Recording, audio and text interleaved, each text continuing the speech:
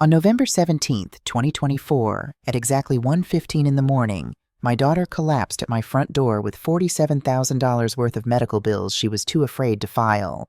Her left eye was swollen shut, her lip split in 2 places, and she had 3 cracked ribs from a man I once called son.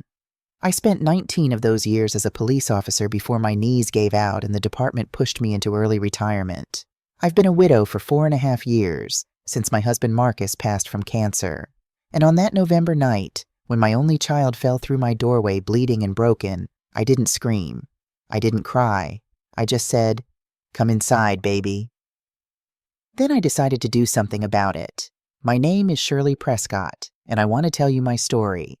If you're listening from somewhere far away, drop your city in the comments so I can see how far this has traveled. And please, stay with me until the end. Because what happened in those next 4 weeks wasn't just about saving my daughter, it was about uncovering a truth so dark it would shake our entire town. The knock came during a commercial break. I'd been watching the late news, half asleep on the burgundy sofa that Marcus and I picked out from a furniture store in Montgomery back in 1998. The house was quiet except for the hum of the ceiling fan and the occasional bark from the Hendersons' dog 3 houses down. I'd worked a double shift at the courthouse. I do security there now, 3 days a week, just to keep myself busy and my mind sharp. At 64, sitting still feels like dying slowly. So I work, I move, I stay useful. The first knock was soft, almost apologetic. The second was desperate. I pushed myself off the couch, my right knee clicking the way it always does when the weather turns cold. November in Alabama means damp air that settles into your bones. I grabbed my reading glasses from the coffee table and shuffled toward the front door, thinking maybe it was Mrs. Dorothy Hayes from across the street. She's 75 and sometimes gets confused about which house is hers. "Who is it?" I called through the door. Nothing. Then a voice so broken it took me a moment to recognize it. "Mama, please." My blood went cold. I unlocked the deadbolt, the one Marcus installed himself before he got sick, and yanked the door open. The porch light, a yellow bug bulb I'd been meaning to replace for months, cast shadows across my daughter's face. Maya, my Maya. She wasn't standing. She was on her knees, one hand braced against the doorframe, the other clutching her ribs. Her face, oh God, her face, was a watercolor of purple and black. Her left eye had swollen completely shut, the lid puffy and discolored like a rotting plum. Blood, dried and brown, crusted at the corner of her mouth where her bottom lip had split clean through. She was wearing a thin cotton nightgown. No shoes. Her feet were bare and dirty, as if she'd run through yards to get here. "Mama," she whispered, and then she collapsed forward into my arms. I caught her, barely. At my age, catching a 130-pound woman isn't easy, but adrenaline does things to you. I pulled her inside, kicked the door shut with my heel, and half-carried, half-dragged her to the couch. "Maya, baby, what happened?" My voice was steady. 19 years on the force taught me how to sound calm when everything inside you is screaming. She couldn't answer. She just cried. Deep, shaking sobs that made her whole body convulse. I ran to the kitchen, grabbed a clean dish towel, ran it under cold water, and came back. I pressed it gently to her lip. "Hold still," I said. "Let me see." Under the yellow light of my living room lamp, I cataloged the damage like I'd done 1,000 times before on domestic violence calls. Split lip, deep, would need stitches. Left orbital bone, possibly fractured given the swelling. Bruising on her arms. Defensive wounds on her wrists where she'd tried to protect herself. And when I carefully lifted the hem of her nightgown to check for more injuries, I saw it. A massive bruise covering the left side of her abdomen. Not fresh. This was 2, maybe 3 days old, the edges turning that sickly yellow-green color that means internal bleeding. "Who did this to you?" I asked, though I already knew. I just needed to hear her say it. Maya's good eye met mine. "Brandon," she whispered. It was Brandon. Brandon Mendez, her husband of 5 years, the man who'd sat at my dinner table every Sunday, who'd called me Mama Shirley with that easy smile, who'd helped me replace the gutters last spring when I couldn't afford to hire someone, the man who was beating my daughter. "When did this happen?" I asked, still using that calm voice, that officer voice. "Tonight. An hour ago. He hit me because..." She couldn't finish. Fresh tears streamed down her face, mixing with the blood. Because why, baby? Because of her. Because I confronted him about Vanessa. Vanessa Price. So there was another woman. I didn't have time to process that. Maya's breathing had become shallow, rapid, possible punctured lung. I grabbed my cell phone from the side table and dialed Dr. Patricia Williams. Patricia and I went to Howard University together back in 1978. She's been the head of emergency medicine at Mercy General for 15 years. She answered on the second ring, voice groggy. Shirley, it's 1:30 in the morning. Patricia, I need you. It's Maya. She's hurt bad. All business now. How bad? Possible fractured orbital, split lip needs sutures, significant abdominal bruising, and she's having trouble breathing. Bring her in. I'll meet you at the ER entrance. I hung up and looked at Maya. Can you walk? She shook her head. My car was in the driveway, a 2015 Honda Civic with 140,000 miles on it, but I couldn't leave Maya alone even for the 30 seconds it would take to pull it around. I dialed again, this time calling Eddie's taxi service. Eddie Jackson has been driving cab in this town for 20 years. He's also Dorothy Hayes' grandson and one of the few people I trust. Eddie, it's Shirley Prescott. I need a ride to Mercy General. Emergency. Can you be here in 5 minutes? 4 minutes, he said and hung up. While we waited, I grabbed a blanket from the hall closet and wrapped it around Maya's shoulders. Her teeth were chattering, shock setting in. I held her hand, feeling how cold her fingers were. Her phone, which had fallen out of her nightgown pocket, lay on the floor beside the couch. The screen lit up. 7 missed calls. Brandon, then a text message appeared. If you know what's good for you, you'll keep your mouth shut. Another. Come home now or you'll regret it. I picked up the phone. Maya tried to grab it back, panic in her eyes. Mama, don't. But I'd already opened the messages. There were dozens, hundreds maybe. Threats, accusations, demands. And then I saw one that made my blood freeze. You signed those papers. That land is mine now. Try to take it back and I'll make sure you never see another day. Papers? What papers? Land? What land? Maya, I said slowly. What papers is he talking about? She wouldn't look at me. Mama, please, not now. What papers, Maya? The property transfer for Grandma's land. My mother's land. 12 acres on the edge of town that my mother, Evelyn Prescott, had left to me when she died in 2019. Land that had been in our family since 1947. Land I'd signed over to Maya 2 years ago because I wanted her to have something, to build something. You transferred it to Brandon?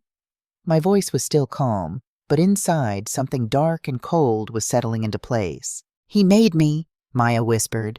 He said we needed it for collateral for his business. He said it was just temporary. But Mama, I saw the papers last week. He transferred it again, to someone named Vanessa Price, and when I confronted him tonight, she didn't finish. She didn't have to. Eddie's headlights swept across the living room window. I helped Maya to her feet, supporting most of her weight. As we shuffled toward the door, I glanced back at her phone, still glowing on the couch. Brandon Mendez, the man who'd stolen my daughter's dignity, who'd stolen my family's land, who'd made the mistake of thinking that because I was 64, retired, and recently widowed, I was powerless. He was about to learn that he'd underestimated the wrong woman. The ER at Mercy General smelled like disinfectant and burnt coffee. Patricia was waiting at the entrance just like she'd promised, already in her blue scrubs, a stethoscope around her neck. She took one look at Maya and snapped into command mode. Get a gurney, she barked at a nurse. Possible internal bleeding, facial fractures. I want her in Bay 3 now. They wheeled Maya away and Patricia put a hand on my shoulder.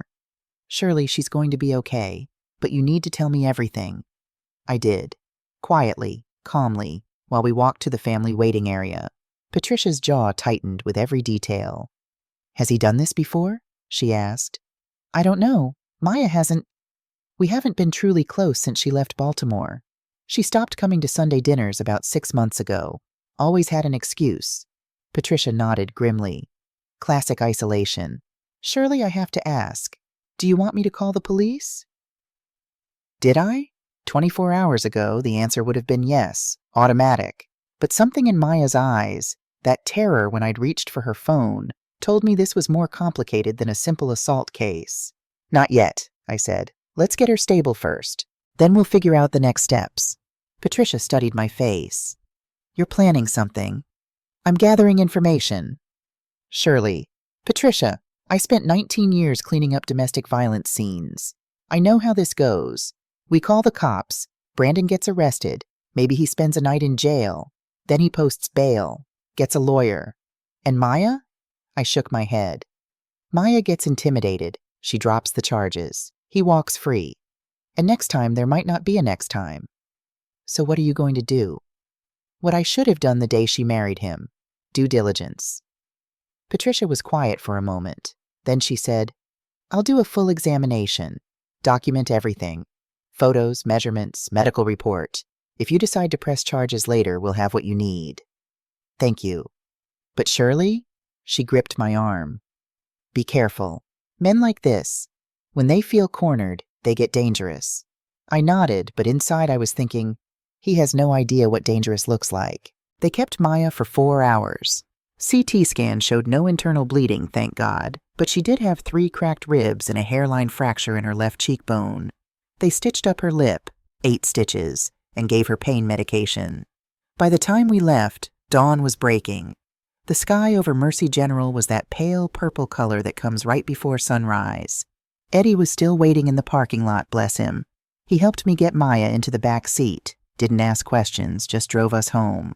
I paid him $50 for a $20 fare. He tried to refuse, but I pressed the bills into his hand. For your grandmother, I said. Tell Dorothy I'll call her later. Back at the house, I settled Maya into my bedroom, the big one at the back of the house with the bathroom attached. She fell asleep almost immediately, the pain medication pulling her under. I stood in the doorway watching her breathe, thinking about the last time I'd seen her sleep like this. She must have been 8 years old, recovering from pneumonia. Marcus and I had taken turns sitting up with her all night, monitoring her fever, listening to her breathe. Marcus. God, I wished he was here, but he wasn't. So this was on me. I pulled Maya's phone from my pocket. I'd grabbed it before we left for the hospital and sat down at my kitchen table, the same table where Marcus and I had eaten breakfast every morning for 37 years, the same table where Maya had done her homework, where Brandon had sat last Christmas, laughing at my jokes, eating my sweet potato pie. I opened his messages again, read them all, took screenshots of each one. Then I went through her call log, 15 calls in the past 24 hours, all from Brandon. But there was something else, a number I didn't recognize, a text from 3 weeks ago. You need to see this. An attached photo showed a document, a property transfer form for my mother's 12 acres, filed November 1st, 2024, transferred from Maya Prescott Mendez to Vanessa Price, for the sale price of $1. $1. My hands started to shake, not from fear, from rage. I set the phone down carefully before I threw it across the room.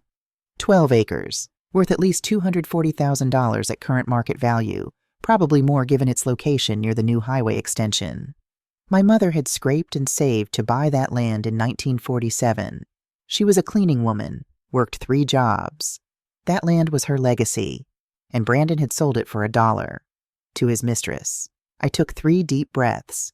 Then I stood up, went to the hallway closet, and pulled down a banker's box from the top shelf.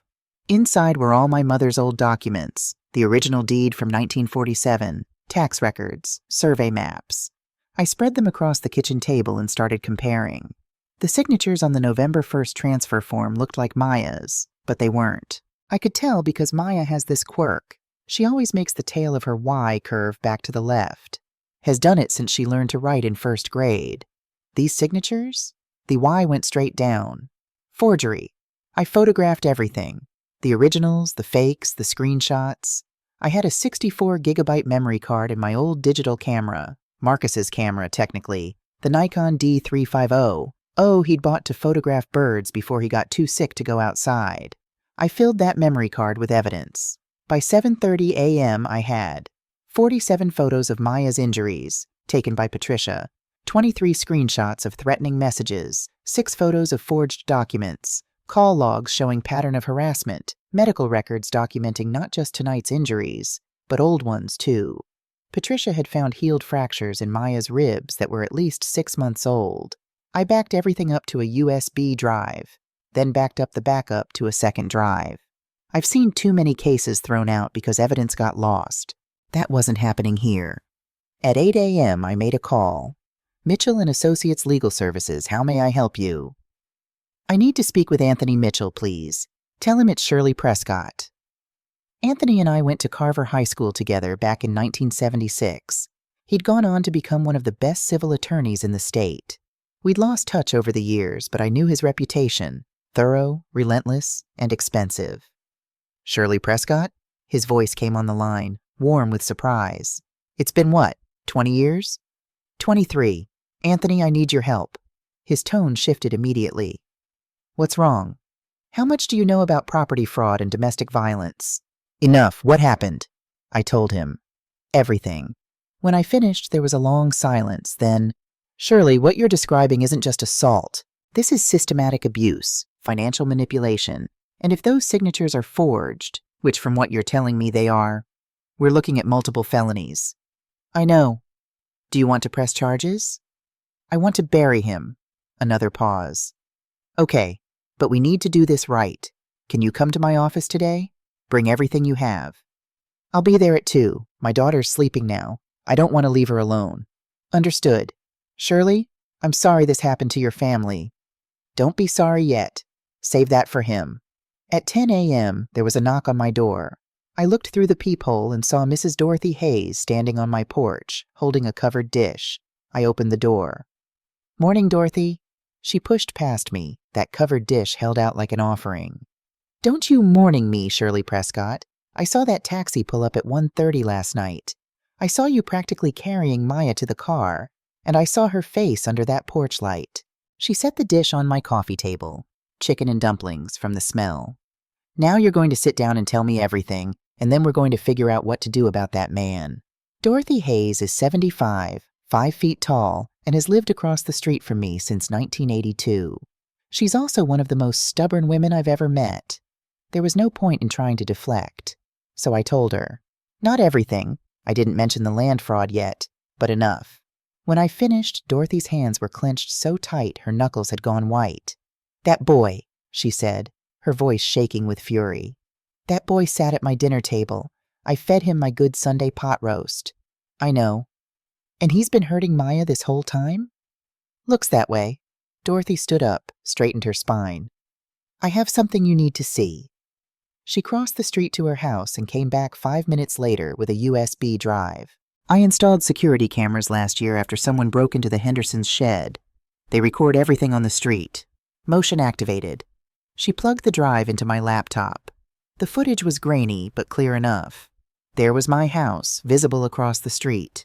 The timestamp read 1:02 a.m., and there was Maya, stumbling up my walkway, barefoot, one hand clutching her ribs. She knocked on the door. You could see her whole body shaking. Then she collapsed. Jesus Christ, I whispered. But Dorothy fast-forwarded. That's not all. New footage. Same camera, different date. November 10th, 2:47 a.m. Brandon's silver Ford F-150 pulling up to my driveway. He gets out, walks to my door, tries the handle. Locked. He stands there for almost 3 minutes, just staring at the house. November 8th, 3:15 a.m. Same truck, same behavior. November 3rd, 11:52 p.m. He's been watching your house, Dorothy said, when Maya's not there.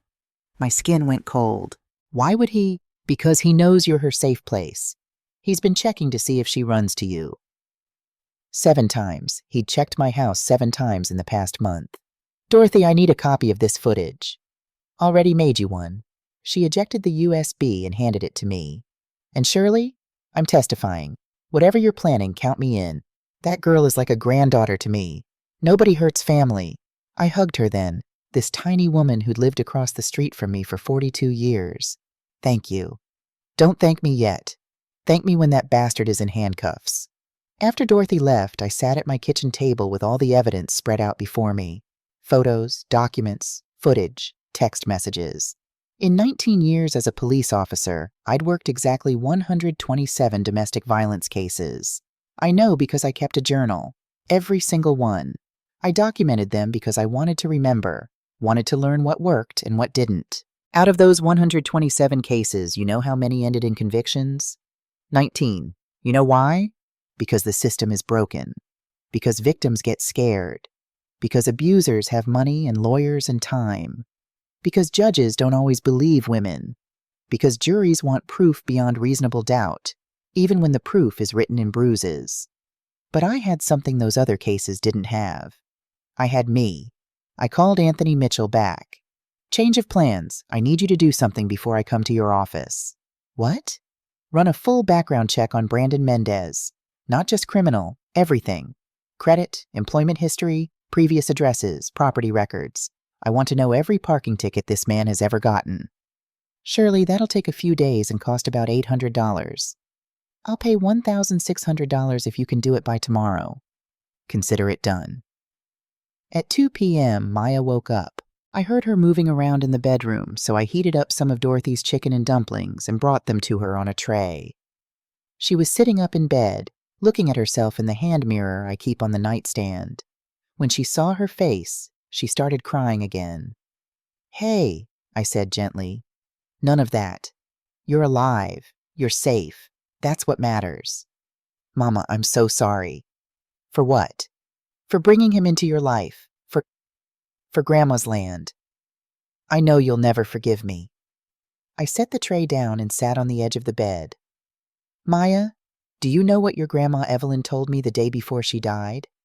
Maya shook her head. She said, Shirley, that land isn't just dirt and trees. It's proof that we survived. It's proof that even when they tried to keep us down, we rose up and bought our own piece of this country. Don't you ever let anyone take that from our family. I took Maya's hand. So no, baby, I'm not letting this go. Not the land and not what he did to you. Mama, he's going to do nothing, because we're going to stop him first. Maya looked at me with her one good eye. How? By doing what I do best. Investigation, documentation, and justice. I showed her everything I'd gathered. The photos, the messages, Dorothy's footage, the forged documents. When she saw the property transfer, the one selling her grandmother's land for $1, something in her face changed. The fear was still there, but underneath it, I saw something else. Anger. Good. Anger is useful. Anger means you stop being a victim and start being a survivor. What do we do now? She asked. Now? I stood up, collected the tray. Now we get you strong again. Because in a few days, you and I are going to walk into a courtroom, and we're going to take back everything he stole from us. You really think we can beat him? I looked at my daughter, my beautiful, broken daughter, and I thought about all the women who'd sat in police stations, who'd whispered their stories to me over the years. All the ones who were too scared to fight back. Maya, your grandmother bought 12 acres of land in 1947 Alabama as a black woman. Do you know how many people told her she couldn't do it? How many tried to stop her? Maya shook her head. All of them. Every last one. And she did it anyway. That's your blood, baby. That's who you come from. So yes, we're going to beat him. I turned to leave, then stopped at the door. Oh, and Maya, one more thing. Do you know if Brandon has any enemies? Anyone who might want to see him taken down? She thought for a moment. There was this guy, Travis something. He came to the pawn shop a few months ago looking for Brandon. They had a huge fight. Brandon told me later that Travis was crazy, but he seemed really scared. Travis. I filed that name away for later. At 4 p.m., I drove to Anthony Mitchell's office on Court Street. The building was one of those old historic structures, red brick, white columns, built in 1923. His office was on the 3rd floor, wood-paneled walls covered with law degrees and certificates. Anthony stood when I walked in. He was 63 now, his hair more gray than black, but he still had that same sharp look in his eyes that made him dangerous in a courtroom. Shirley. He shook my hand, then gestured to a chair. I've been doing some preliminary research since we talked. Before we go any further, I need to be honest with you about what you're up against. I'm listening. Brandon Mendez runs a pawn shop on 5th Street. On paper, it's profitable but modest, about $120,000 in annual revenue. He pays his taxes, has no criminal record in Alabama, And from what I can see, he's done a good job of presenting himself as a respectable businessman. But, Anthony smiled grimly, but I also found 3 LLCs registered in his name: Westside Holdings, Montgomery Properties Group, and Southside Investments. These aren't just shell companies, Shirley.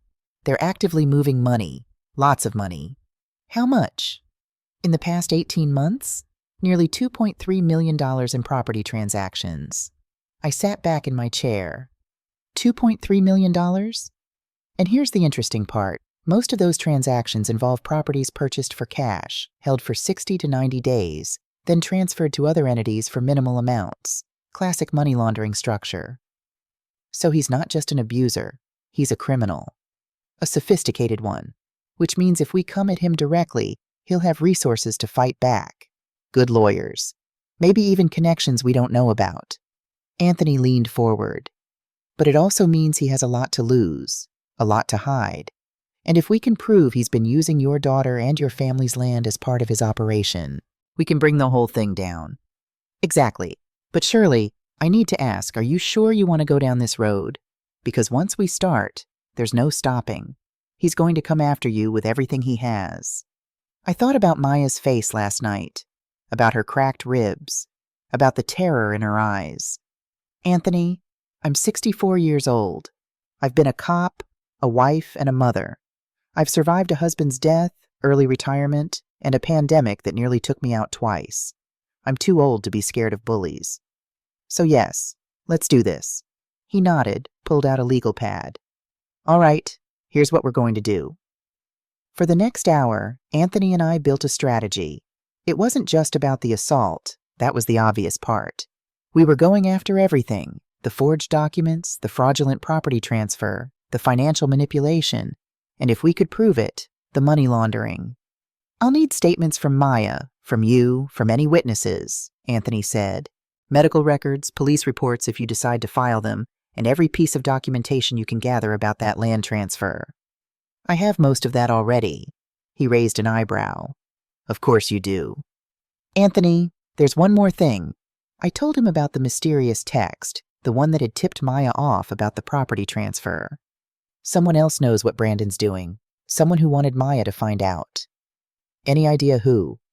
Not yet, but I'm going to find out. As I stood to leave, Anthony handed me his card.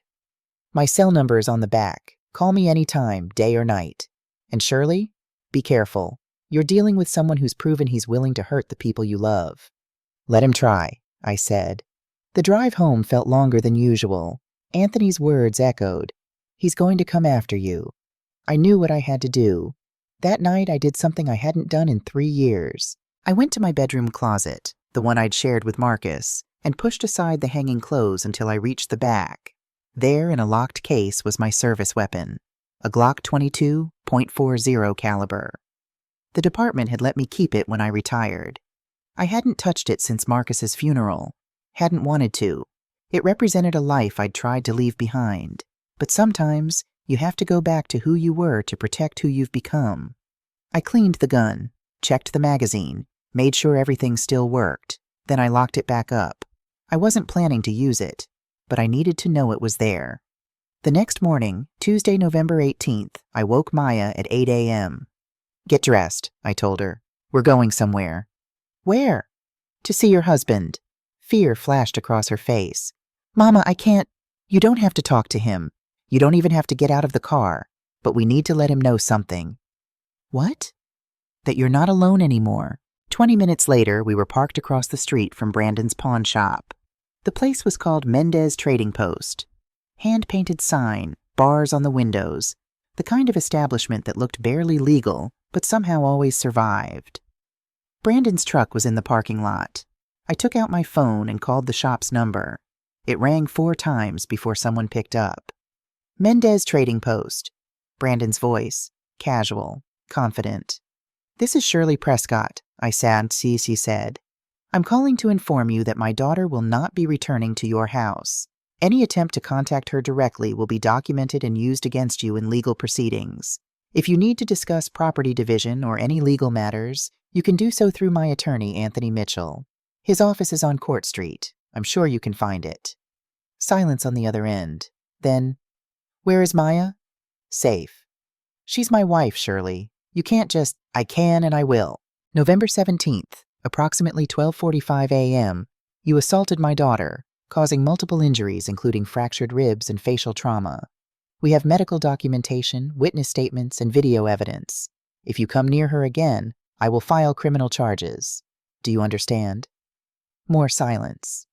Brandon, do you understand? This is between me and my wife. No, I said, my voice cold and clear. This is between you and every woman you've ever underestimated. Starting with me. I hung up. Maya was staring at me, mouth open.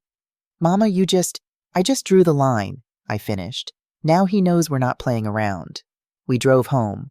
As I pulled into my driveway, I saw Brandon's truck turn onto Oakwood Drive, slow down as it passed my house. Dorothy Hayes was on her porch. She stood up, crossed her arms, and stared at that truck until it drove away. I smiled. The neighborhood watch was in effect. Back inside, my phone rang. Unknown number. Ms. Prescott? This is Travis Hartwell. I heard you've been asking about Brandon Mendez. I think we should talk. Travis Hartwell wanted to meet at the Oak Street Diner, a 24-hour place on the edge of town.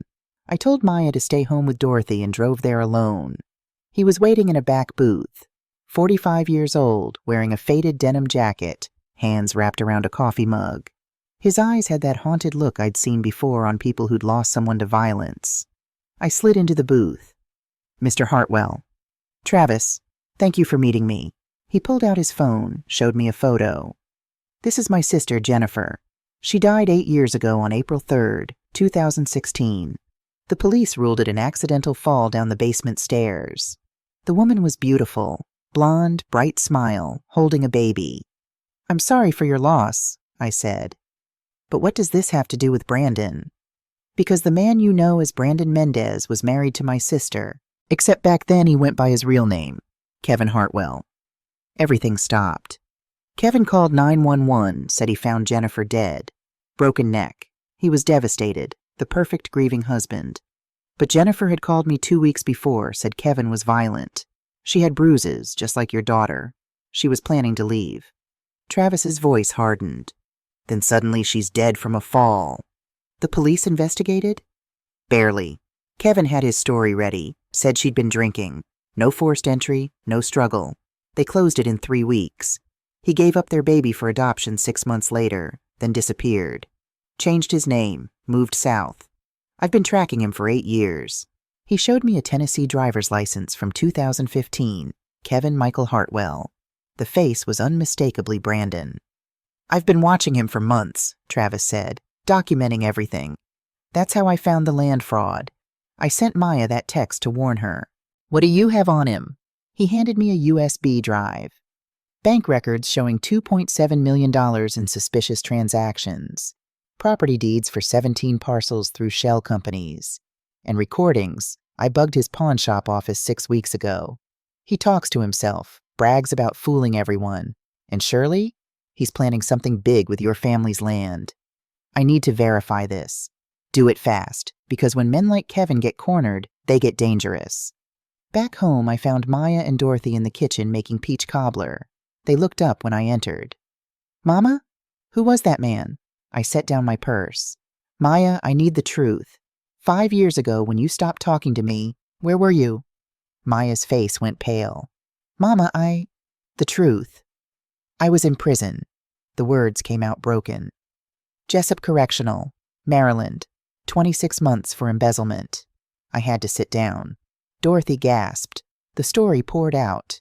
5 years ago, Maya worked as an accountant in Baltimore. My mother was dying of Alzheimer's. Care facility costs were $8,200 monthly. Insurance didn't cover it all. I took $50,000 from the company, Maya whispered. I was going to pay it back, but they audited early. They prosecuted me for maximum sentence. Why didn't you call me? Because you're a cop, Mama. Your daughter is a thief. How could I face you? 2 years. She'd been in prison 2 years, and I hadn't known. I'd convinced myself her distance was natural, that young people needed space. How did you meet Brandon? After release. No one hires felons. I was waitressing in Montgomery. Brandon said he didn't care about my past, offered me a job. She wiped her eyes. 6 months later, I got a letter from the IRS. Said I owed $87,000 in back taxes from money I supposedly earned while in prison. Brandon showed me documents, bank statements, tax forms, all in my name. Someone had opened accounts using my social security number. Brandon created the problem, I said slowly. He said he'd make it go away if I married him, for legal protection.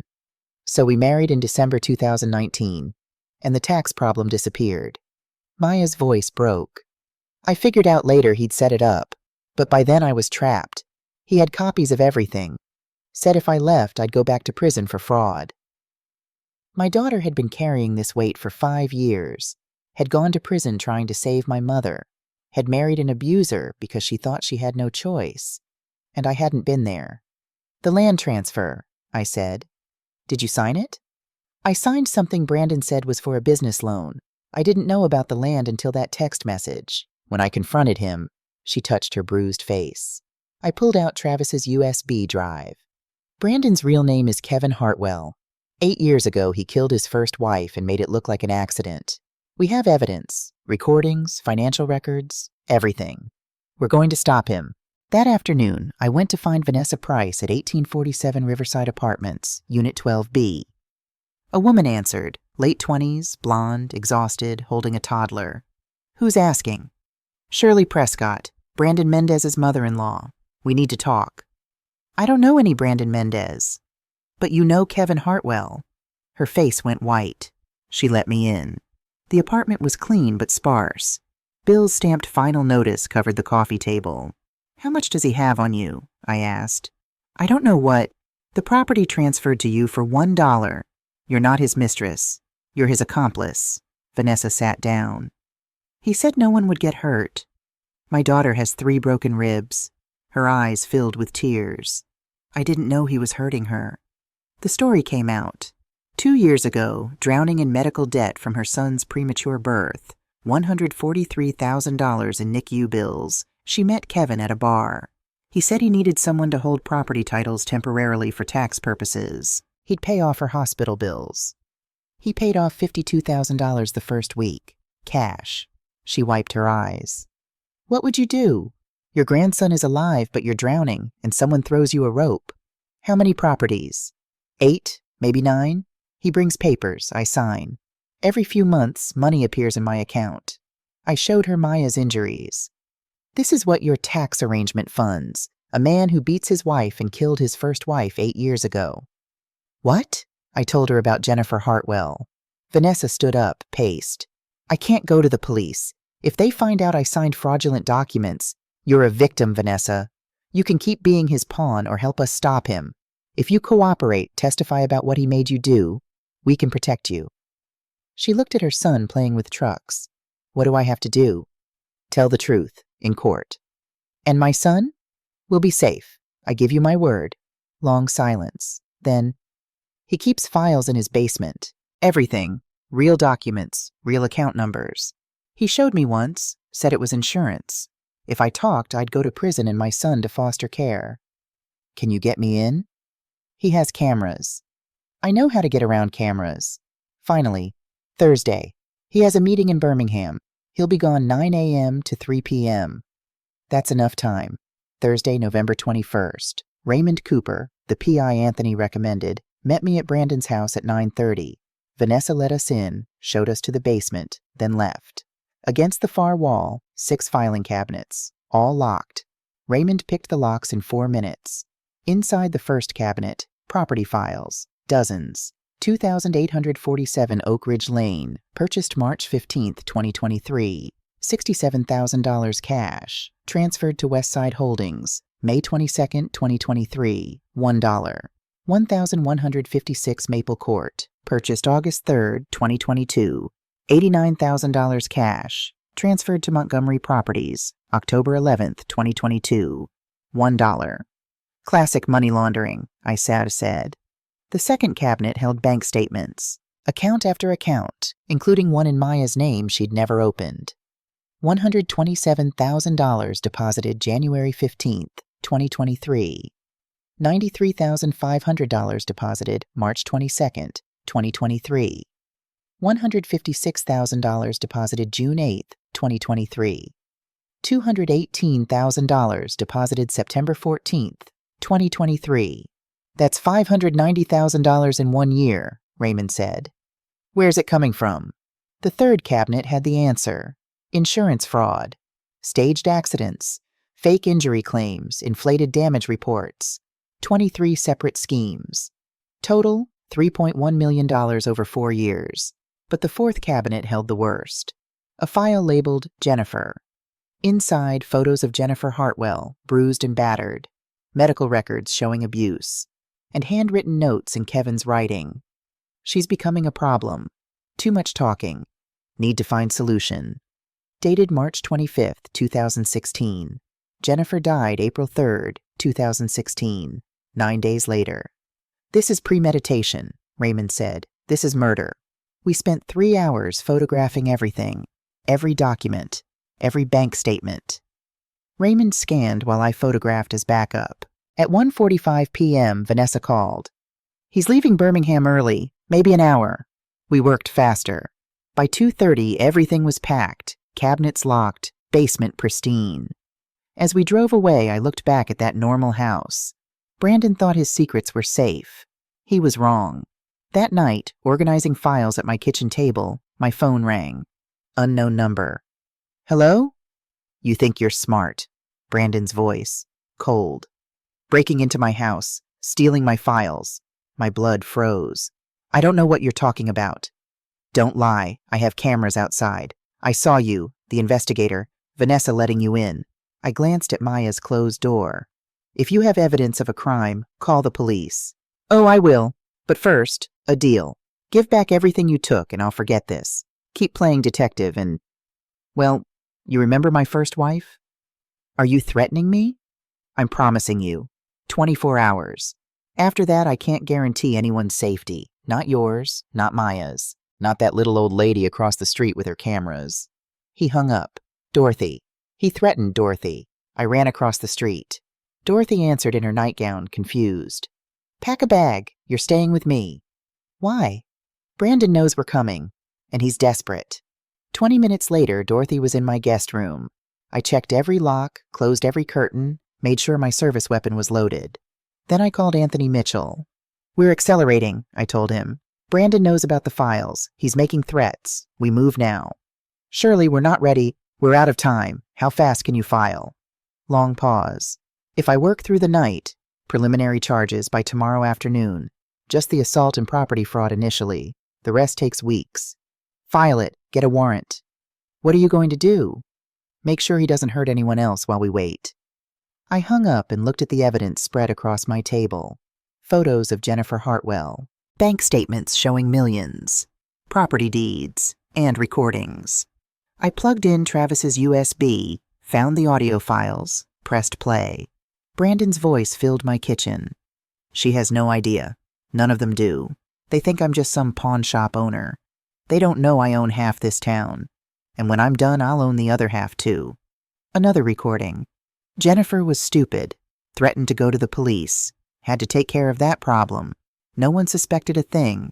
Crying widower, tragic accident. Works every time. He'd confessed. Not directly, but enough. I had him.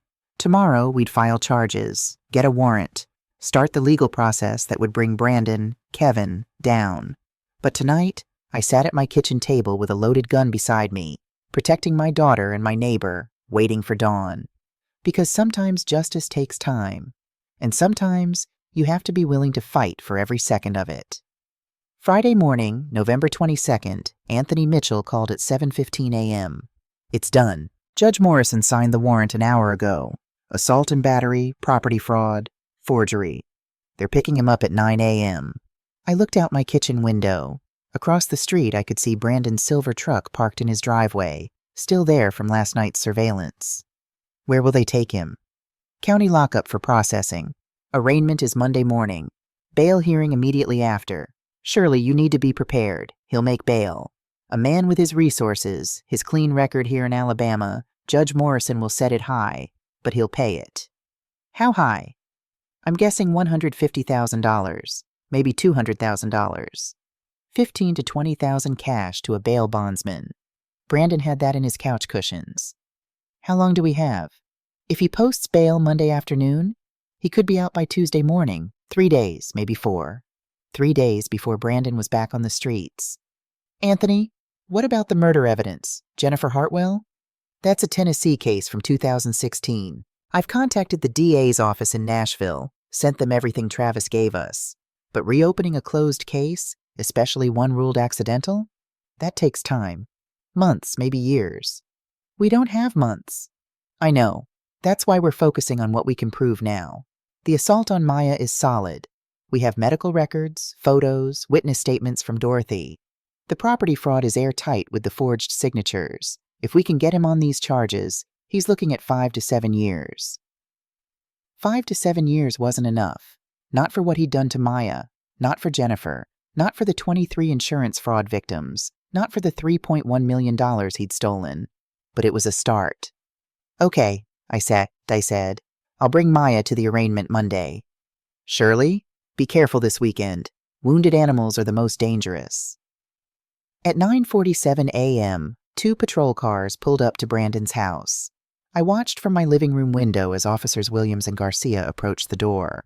Miranda rights. Handcuffs. Brandon didn't resist, but as they walked him to the car, he turned and looked directly at my house. Even from 50 yards away, I could see the rage in his eyes. Dorothy, sitting next to me, gripped my hand. He knows. Let him know. He can't touch us now. But I kept my service weapon close that weekend, just in case.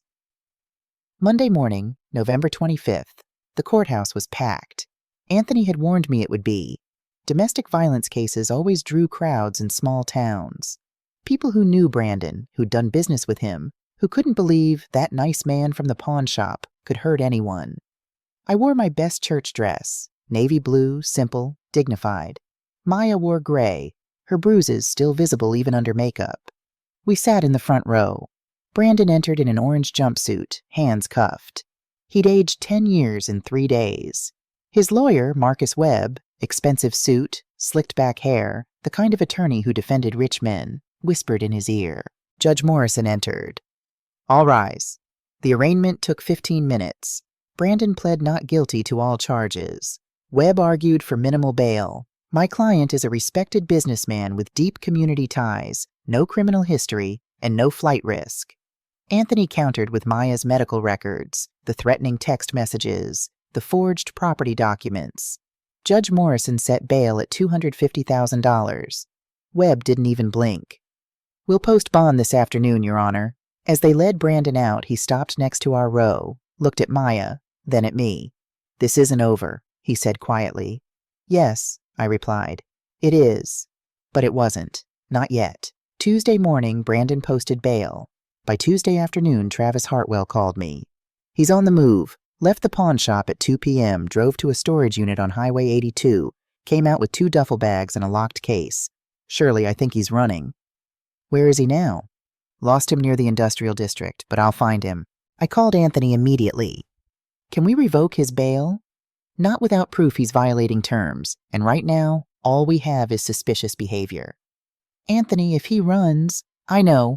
I'll contact Judge Morrison, see if we can get an ankle monitor ordered. But surely, legally, our hands are tied until he actually does something. I hung up and looked at Maya, who'd been listening. Mama, what if he comes here?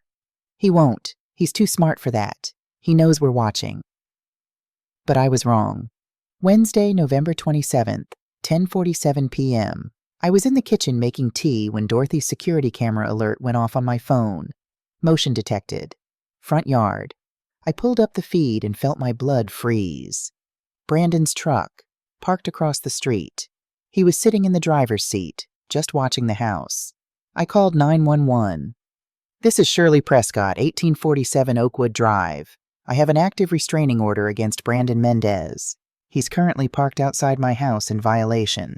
Units are en route, ma'am. Stay inside. Lock your doors. I hung up and grabbed my service weapon from the safe. Checked the magazine.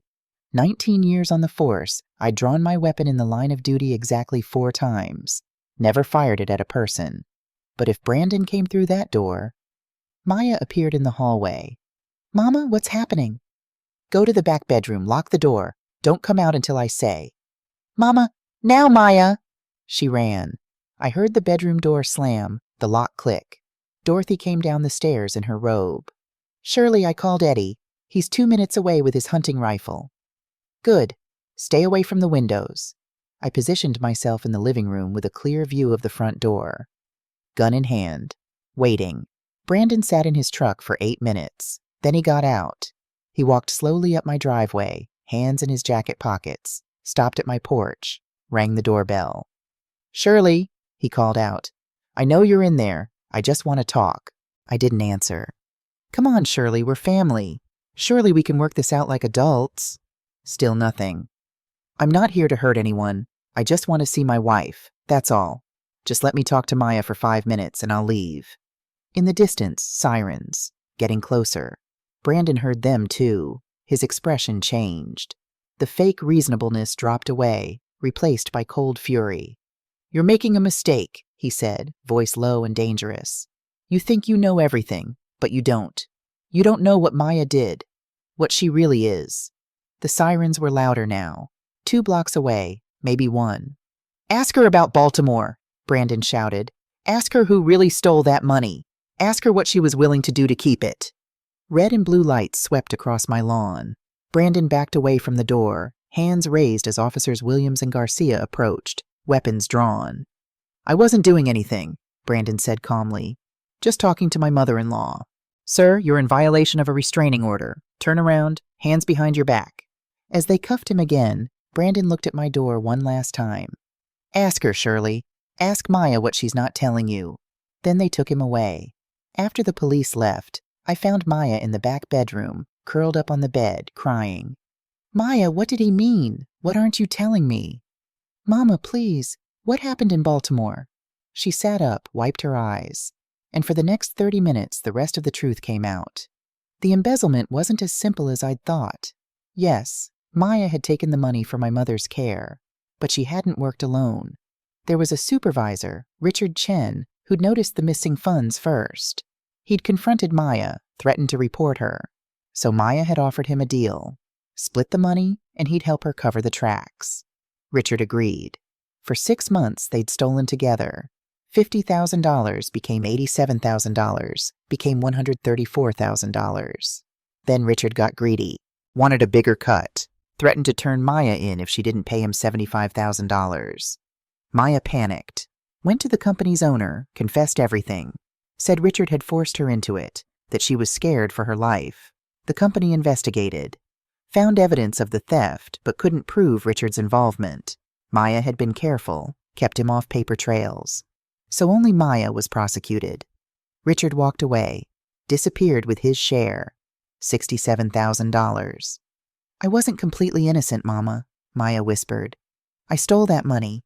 I involved someone else, and when it all fell apart, I blamed him to save myself." I sat down slowly. "Does Brandon know this?" "He figured it out. Found Richard somehow. Got the whole story. That's why he had so much power over me. He said if I ever left, he'd tell everyone the truth. That I wasn't just a thief. I was a liar who destroyed an innocent man's life." "Was Richard innocent?" "No, he took the money, but he also didn't force me. I offered. And when I got caught, I threw him under the bus." I looked at my daughter, at her bruised face, her broken ribs, her shaking hands. She wasn't the perfect victim I'd imagined.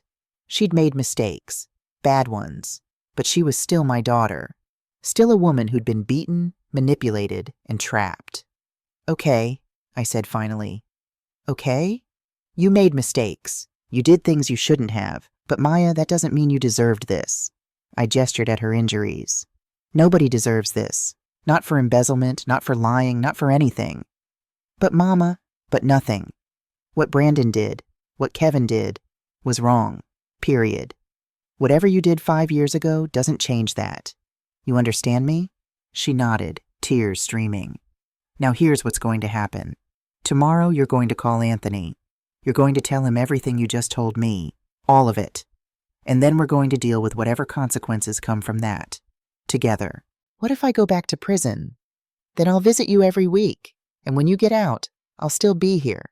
Because that's what mothers do." Brandon's trial for assault and property fraud began January 14th, 2025. The prosecution took 3 days to present their case. Medical records showing Maya's injuries: 3 cracked ribs, fractured cheekbone, multiple contusions. Photos of her face that night, purple and swollen.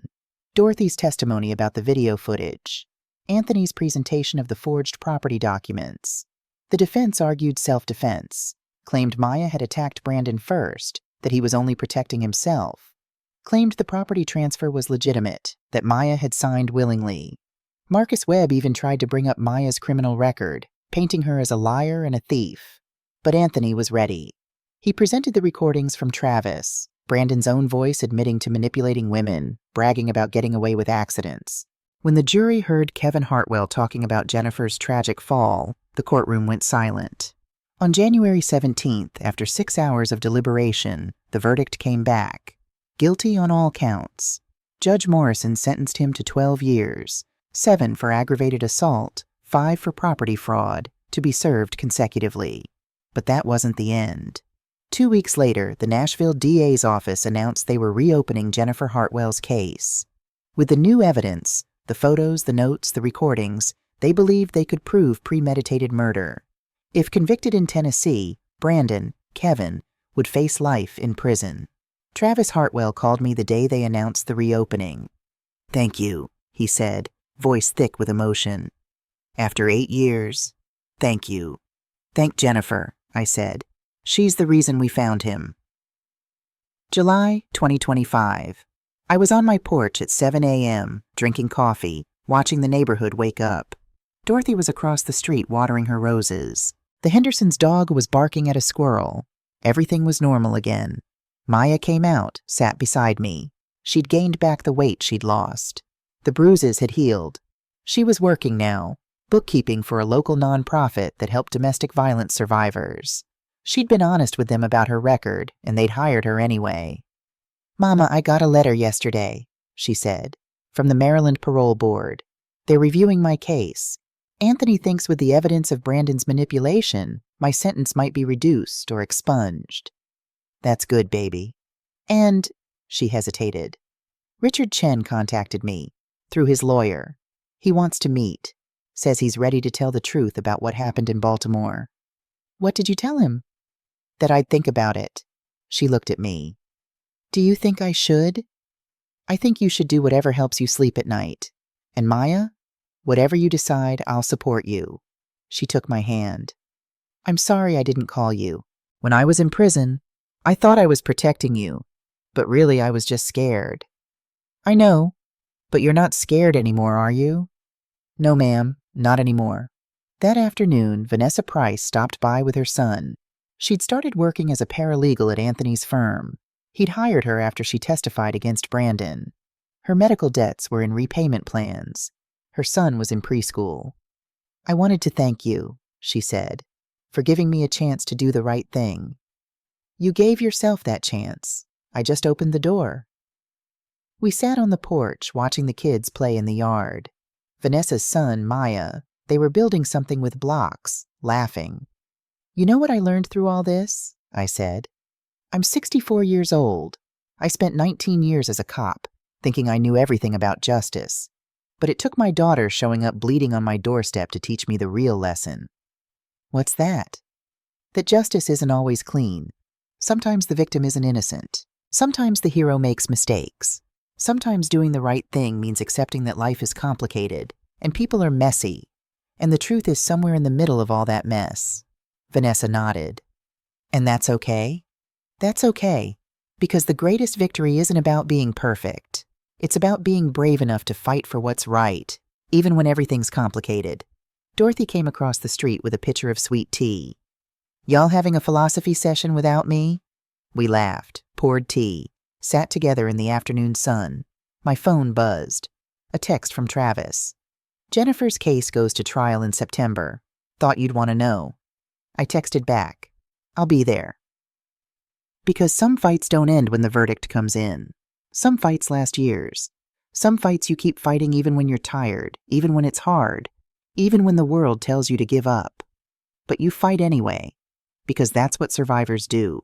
On November 17th, 2025, exactly 1 year after Maya knocked on my door, We held a memorial service for Jennifer Hartwell. Travis was there. Vanessa, Dorothy, Maya, Anthony, even Officer Williams, who'd been the first responder that night. We planted a tree in the park downtown, a cherry blossom, Jennifer's favorite. To the women who didn't survive, Travis said, and to the ones who did. We stood in silence for a moment. Then Maya stepped forward, placed a photo at the base of the tree. It was from the night I'd found her, bruised, broken, terrified. I keep this, she said, to remember who I was and who I'm not anymore. As we walked back to our cars, I thought about that night. The knock on my door, the blood, the fear. And I thought about everything that came after, the investigation, the confrontation, the truth. It wasn't a perfect story. Maya wasn't a perfect victim. I wasn't a perfect hero. Brandon got 12 years when he deserved life. But we survived. We fought. We won what we could win. And sometimes that's enough. I'm Shirley Mae Prescott. I'm 64 years old. And I want you to know, if someone you love shows up at your door in the middle of the night, bleeding and broken, don't just comfort them. Document everything. Gather evidence. Build a case. Because the system won't protect them unless you force it to. And remember, at 64, I learned that strength isn't about being fearless. It's about being terrified and doing what needs to be done anyway. The greatest victory wasn't putting Brandon in prison. It was watching my daughter smile again. It was sitting on my porch with women who survived. It was planting a tree for the one who didn't. That's justice. Imperfect, complicated, hard-won justice. And it's worth fighting for. The end.